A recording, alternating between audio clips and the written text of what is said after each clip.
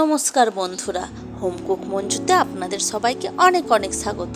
তো আজকে আমি ইলিশ মাছের মাথা দিয়ে একটা রেসিপি বানাচ্ছি। আপনারা তো ইলিশ মাছের মাথা দিয়ে পুঁই শাক হোক বা কচু শাক এগুলো তো বানিয়েই থাকেন, আমিও বানাই। আর আজকে যেটা বানাবো আমি ইলিশ মাছের মাথা দিয়ে বাঁধাকপি। তো রেসিপিটি আমি বানানোর জন্য প্রথমে দেখুন কড়াইতে সরষের তেল গরম করতে দিয়েছি এবং তেলটা গরম হয়ে যাওয়ার পর আমি নুন আর হলুদ দিয়ে মাখিয়ে রাখা ইলিশ মাছের মাথাগুলো এরমভাবে আমি দেখুন দিয়ে দিলাম। আর এখন ইলিশ মাছের মাথাটা আমি দুদিক থেকেই ভেজে নেব। খুব বেশি কড়া করে কিন্তু ভাজার প্রয়োজন নেই। ইলিশ মাছ খুব নরম মাছ হয়, রান্নাও খুব তাড়াতাড়ি হয়ে যায়। তো হালকা করে ভেজে নিলেই হয়ে যাবে। খুব বেশি কড়া করে ভাজলে মাছের গন্ধটা, ইলিশ মাছের যে একটা সুন্দর গন্ধ থাকে, সেটা কিন্তু নষ্ট হয়ে যেতে পারে।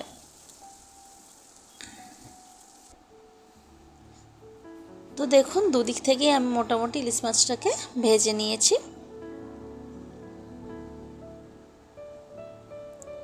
এখন মাছটাকে আমি তুলে রাখবো।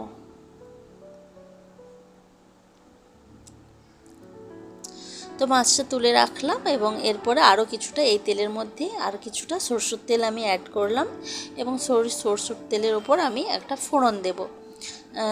প্রথমে দিয়েছি শুকনো লঙ্কা, তারপর একটা গোটা তেজপাতা আর কিছুটা দেব গোটা জিরে। শুকনো লঙ্কা, তেজপাতা, গোটা জিরের এই ফোড়নটা খুব ভালোভাবে একটু ফুটে উঠলে খুব সুন্দর একটা গন্ধ বের হয়ে যাওয়ার পর আমি এর মধ্যে দিচ্ছি আদার বাটা। আমি এখানে 1.5 চামচ মতো আদা বাটা নিয়েছি। এখন এই আদা বাটাটা এই তেলের মধ্যে একটু ভেজে নেব।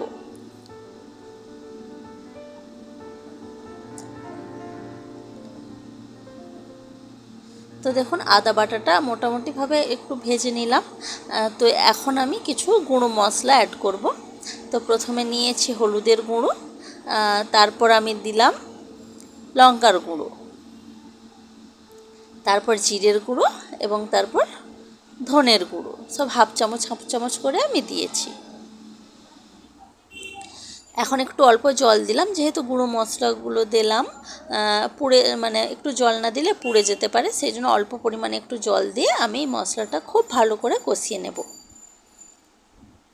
আর এই বাঁধাকপি দিয়ে মাছের মাথাটা ইলিশ মাছের মাথাটা খেতে কিন্তু দারুণ হয়। আপনারা কিন্তু অবশ্যই বানিয়ে দেখতে পারেন যে কীরম লাগে।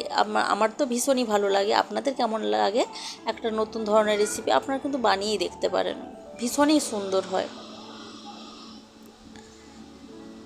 তো দেখুন মশলাটা কিন্তু আমার মোটামুটি ভালো করেই কষিয়ে নিয়েছি। এখন টুকরো করে রাখা আমি আলু দিচ্ছি, একটু ছোট করে টুকরো করে কেটে রেখেছি আলু। সেই মশলাগুলোর সাথে আলুটা দিয়ে আমি আলুটাকেও কষিয়ে নিচ্ছি।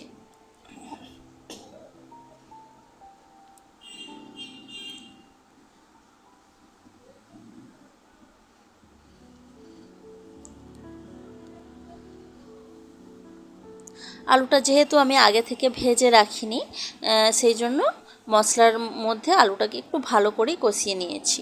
তো কষিয়ে নেওয়ার পর এখন ভেজে রাখা মাছের মাথাটা আমি এর মধ্যে দিয়ে নিলাম। তো তারপর আমি খুন্তির সাহায্যে মাছের মাথাটাকে একটু ভেঙে নিচ্ছি। যেহেতু ইলিশ মাছ খুব নরম মাছ হয়, তো একটু প্রেস করলেই কিন্তু এরমভাবে মাছের মাথাটা ভেঙে যাচ্ছে। এখন এই মাছের মাথাটাও এই মশলার সাথে একটু কষিয়ে নেব।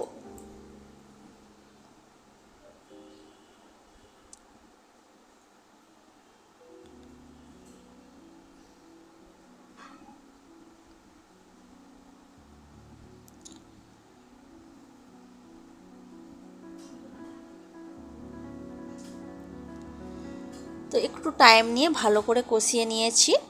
এখন আমি বাঁধাকপি কেটে রেখেছিলাম ঝিরি করে। বাঁধাকপিটা যে বানাবো সেই জন্য একটু ঝিরি করে বাঁধাকপিটাকে কেটেছি। সেই বাঁধাকপিটাকেও ধুয়ে জল ছড়িয়ে রেখেছিলাম এবং তারপর সেই জল ছড়ানো বাঁধাকপিটা আমি এর মধ্যে দিয়ে নিলাম। এখানে যে মশলা আছে আলু, মাছের মাথা, সবগুলোর মধ্যে আমি বাঁধাকপিটা দিয়েও খুব ভালো করে একটু নাড়াচাড়া করে নিচ্ছি। তো কিছুটা নাড়াচাড়া করার পর স্বাদ মতো নুন দিলাম, নুন দিয়ে আবার ভালো করে নাড়াচাড়া করে নেব, যাতে সব কিছু একসাথে খুব ভালোভাবে মিশে যায়। তো দেখুন মানে মোটামুটিভাবে মিশে গেছে অনেকটাই একসাথে।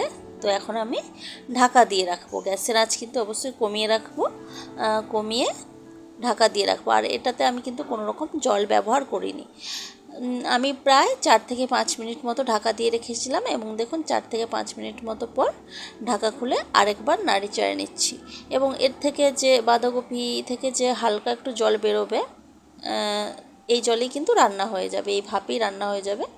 তো আমি আলুটাকে একটু কেটে দেখছি যে কতটা সেদ্ধ হয়েছে। আমার এখান থেকে প্রায় 70 থেকে 80% মতো সেদ্ধ হয়ে গেছে। তো আবার একটু নাড়াচাড়া করে আবার ঢাকা দিয়ে দেব, যাতে বাকিটাও সেদ্ধ হয়ে যায়। আবার 4 থেকে 5 মিনিট মতো আমি এরমভাবে ঢাকা দিয়ে রেখেছি। আবার 4 থেকে 5 মিনিট মতো ঢাকা দেওয়ার পর ঢাকা খুলে আবার একটু নাড়িয়ে চাড়িয়ে নিচ্ছে।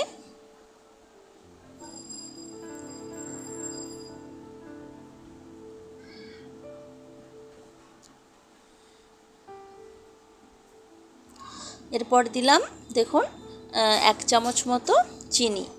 এই বাঁধাকপিতে মানে যে কোনো বাঁধাকপি রান্নার মধ্যে একটু চিনি, যেমন কুমড়ো রান্না করলেও আমরা অনেক সময় চিনি কিন্তু দিই চিনি, এরম বাঁধাকপিতেও কিন্তু একটু চিনি দিতে লাগে, না হলে কিন্তু বাঁধাকপি খেতে ভালো লাগে না। তো এরমভাবে চিনিটা দিয়ে একটু নাড়াচাড়া করার পর আমি ঢাকা দিয়ে দেব, যাতে চিনিটা গলে গিয়ে সমস্ত রান্নাটার মধ্যে খুব ভালোভাবে মিশে যায়। আমি এখানে কিন্তু কোনো রকম গরম মশলা অ্যাড করছি না। আমরা অন্য সময় মানে বাঁধাকপি রান্না করলে সাধারণত গরম মশলা একটু দিয়ে থাকি, কিন্তু যেহেতু এখানে আমি ইলিশ মাছের মাথা দিয়ে রান্না করছি, মাছের যে একটা সুন্দর গন্ধ থাকে, সেই জন্য আর সেটাকে নষ্ট না করার জন্য আর ইলিশ মাছের মাথার গন্ধটা নষ্ট না করার জন্য আমি কিন্তু আর কোনো রকম গরম মশলা দিলাম না। তারপর দেখুন ঢাকা খুলে একটু নাড়াচাড়া করার পরে কিন্তু আমার বাঁধাকপিটা একদম রেডি হয়ে গেছে। কোনো জল কিন্তু আলাদাভাবে ইউজ করিনি আমি। এর বাঁধাকপি থেকে এই যে ভাপে যে জল বেরিয়েছে তাতেই কিন্তু রান্না হয়ে গেছে।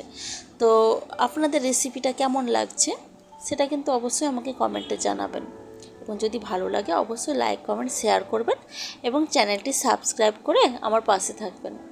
তো আজকের ভিডিওটা এ পর্যন্তই থাক, দেখা হচ্ছে অন্য কোনো দিন অন্য কোনো ভিডিওতে। তো আজকের মতো টাটা, বাই বাই।